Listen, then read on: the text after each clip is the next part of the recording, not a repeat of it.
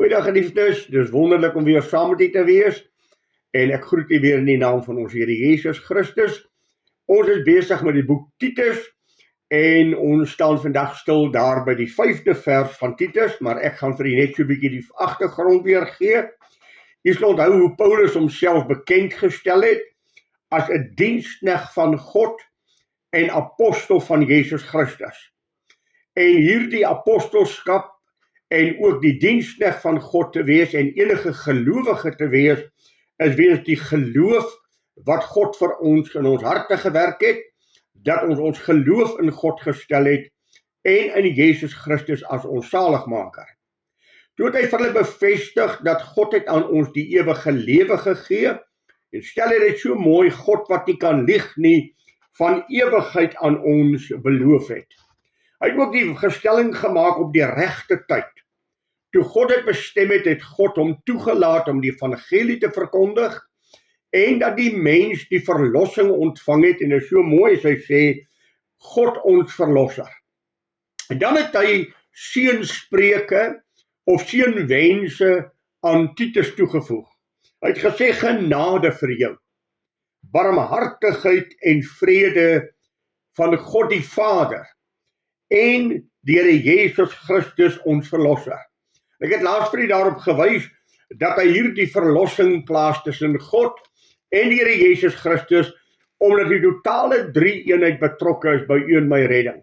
God het sy seun gegee, Jesus Christus het aan die kruis vir ons gesterwe en die Heilige Gees maak hierdie waarheid in ons harte vir ons 'n werklikheid. Hy maak dit aan ons openbaar, hy verklaar dit aan ons en eintlik is dit die Heilige Gees wat ons lei tot die verlossing wat Jesus Christus vir ons aan die kruis uitgewerk het. Nou kom Paulus in die 5de vers en hy sê, om hierdie rede het ek jou in Krete agtergelaat. Nou, jy sal baie duidelik onthou dat Paulus was, sover ons weet, nooit in Krete nie.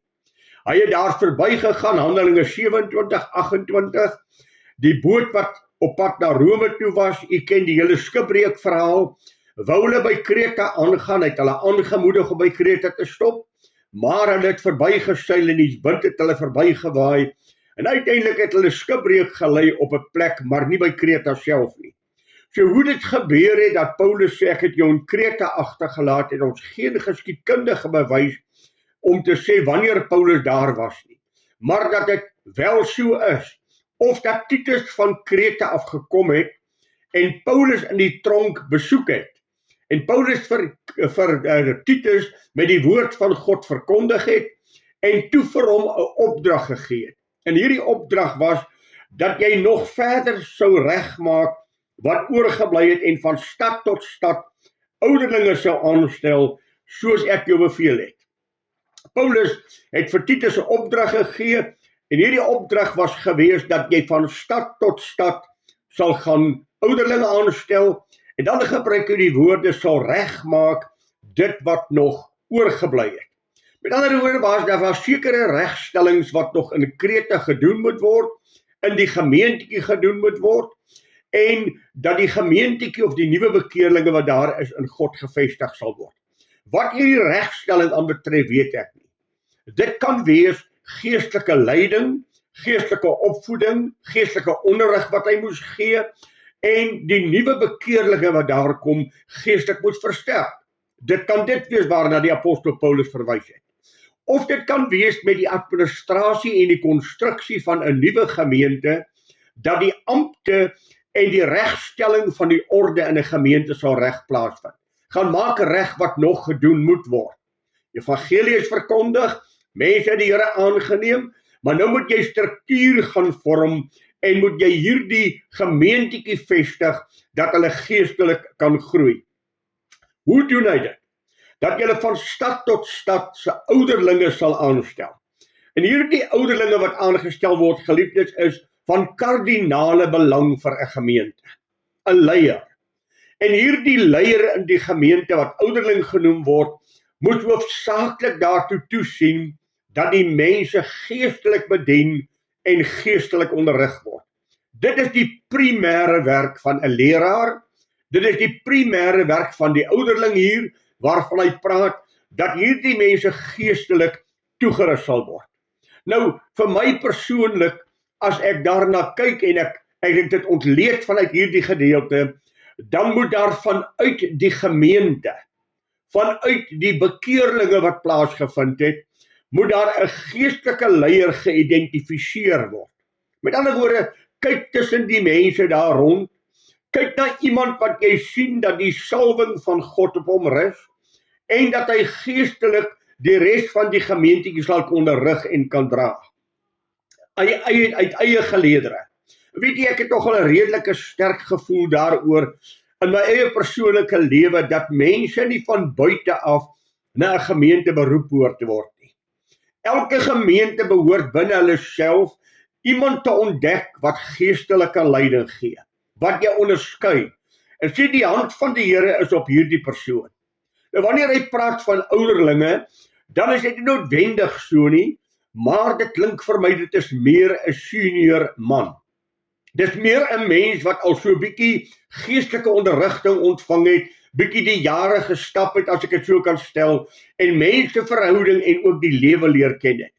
Een van die dinge wat vir my geweldig aangryp rondom ons bestel, rondom die gemeente en die predikante wat hulle beroep. 'n Jong man uit matriek uit, daar is nie meer weermagopleiding. Vanuit matriek uit op 'n ouderdom van 18, 19 kom hy na die seminarium of die teologiese seminarium, waar hy teologies opgelei word. En dan gaan hy uit daardie seminarium uit op 'n jaar van 21, 22 jaar oud. Hy is so dikwels nie eers getroud nie. En nou moet hy gaan leiding gee aan mense in 'n gemeente wat al jare die Here ken as saligmaker. Hy het geen persoonlike gemeenteondervinding nie. Hy's 'n jong man. Hy moet tog lewenswysheid leer. Daarom glo ek dat as so 'n jong man 'n gemeente te beroep word, dan moet hy onder die sterk leiding van geestelike leiers in die gemeente staan. Dan moet hy daar geestelike leiers wees wat vir hom kan begelei en vir hom grond. Hy moet hulp hê, want hy het tog bitter min ondervinding. Nou in hierdie geval van Titus kan dit ook wees dat dit 'n klomp jong bekeerlinge is. Maar as hy praat van die ouderling, dan praat hy van iemand wat daarom al so bietjie die lewe geleef het en bietjie die skuur van die lewe beleef het. Mense kennis het en mense kan onderrig. En dan sê hy, maak reg wat daar moet gebeur. Dat daar regstelling sal plaasvind, en hy sê, ek het jou beveel om aan te stel. Geliefde, die predikant in die gemeente, of die ouderling in die gemeente, is nie 'n baas nie. Hy is nie 'n diktator wat die gemeente se baas is nie. Hy is uit die gemeente uitgeroep, in hierdie geval uit die gemeente uit aangestel as 'n ouderling, en hy moet leiding neem en hy moet diens lewer. Dit is die grootste enkele faktor van 'n leraar, dat hy mense sal bedien, geestelik, op terreine wat hulle nodig het, hulle te lei en hulle te bedien. Daarom sê die apostel Petrus ook vir ons, dat ons is nie baase in die huis nie, ons is nie mense wat diktators in die huise is nie, ons is dienaars van Christus, en van die bedienaar van die Here word verwag dat hy getrou sal wees. Ons moet voorbeelde wees vir die kudde. Daarom sê ek, wanneer jy dan 'n geestelike leier geïdentifiseer het, moet dit iemand wees waarna hulle kan opsien. Maar geliefdes, daar is ook 'n baie belangrike faktor hier. Dat as so iemand geïdentifiseer word en hy die roeping van God in sy lewe ervaar, dat die hand van die Here op hom is, ja, hy moet toerusting kry. Daarom sê Paulus vir Titus, gaan maak reg, gaan gee onderrig, gaan leer. Vat hierdie ouderlinge wat jy aanstel en begelei hulle en leer hulle hoe hulle die gemeente van die Here kan dien. Maar daar is 'n baie belangrike ding hier. Wanneer so iemand dan uit julle midde uitgesonder of uitgekies is, sien daardie persoon, alhoewel hy dienaar in die gemeente is, sien hom as God se geroepene. Geliefdes, hier is 'n geweldige ding. Die predikant, ja, hy is deel van sy gemeente. Hy is nie bo sy gemeente verhef nie, maar hy dra 'n roeping en 'n salwing van God op sy lewe. Daarom moet die gemeente hom erken, nie as net 'n dominee by naam nie, nie net as 'n ouderling by naam nie, Hulle moet hom erken om te sê, hier is iemand op wie God sy hand gelê het, hy's 'n geroepene van die Here. En daarom moet hy met 'n sekere sin ook nie geëer word nie, maar moet hy gesien word as iemand wat onsself onderdanig aan verklaar, wat ons na sal luister, wat ons sal lei. Want as hy nie die nodige respek en eerbied van die gemeente kry nie, dan luister hulle nie na sy woord nie. En so dikwels word hierdie ampt deesdae 'n gelykheid aan sommer net ek is iemand se maatjie in die gemeente en daar's nie meer die ontsag en die respek vir die man wat God geroep het nie, dan dra sy woord baie keer ook nie meer gesag nie. Daarom moet ek die man erken en sê hy is 'n geroepene van die Here. Ou Testamenties was daar die Lewiete. God het gesê, dit is mense wat ek uitgeroep het, wat my dienswerk in die gemeente gaan doen, of in die volk gaan doen. En hulle moet met 'n sekere eerbied en respek en ook met 'n sekere sorg hanteer word. Julle is verantwoordelik om vir hulle te sorg, omdat hy God se roeping op sy lewe het. Daarom is hy deur God geroep en moet ek hom ook sien as 'n godsman. Dit plaas natuurlik 'n geweldige klem en ons gaan daaroor praat met mekaar. Op die ouderling, op die leraar. Om te sê dat jy moet ook die eer en die respek van die gemeente verdien. Jy kan nie daarop aanspraak maak nie, jy moet dit verdien. Jy sien die geliefde, 'n mens kan baie goed van mense eis. Maar een ding wat jy nooit van 'n mens kan eis nie is respek. Respek is iets wat in iemand se hart ontstaan weens die wyse wat hy jou ervaar. En ons as leraars en ouderlinge moet respek verdien deur die wyse waarop ons lewe. Daarom sê die apostel Petrus, wees voorbeelde vir die kudde, dat hulle julle kan navolg. Daarom sê die apostel Paulus, wees my navolger, soos ek dit ook van Christus is. Daarom sê die apostel Paulus, julle is my getuies en God, hoe heilig en regverdig en onberispelik ons gedra het teenoor julle almal. Jy sien die leier of die ouderling gaan voorloop, mense gaan hom erkenning gee en mense gaan hom volg. Maar moet asseblief nooit hierdie roeping van die ouderling of dan die leraar in die tyd wat ons lewe 'n goedkoop iets maak nie, maar beskou hom as God se geroepene, deur die Here gesalf en hanteer hom as God se gesalfde. Gee hom die eer wat hom toekom. As jy hom aangestel het oor jou, dan moet jy sy leierskap aanvaar en dan moet jy aan hom die nodige eerbied en respek betoon om te sê hierdie man is God se geroepene. Ons gaan volgende keer praat oor die kwalifikasies. Ons gaan praat oor die kwalifikasies wat die Bybel stel, waaraan 'n ouderling of 'n leraar dan moet voldoen. Maar kom ek en u sluit hierdie gedeelte af en ek sê, Titus gaan maak reg wat oorgebly het. Ons weet nie wat dit is nie.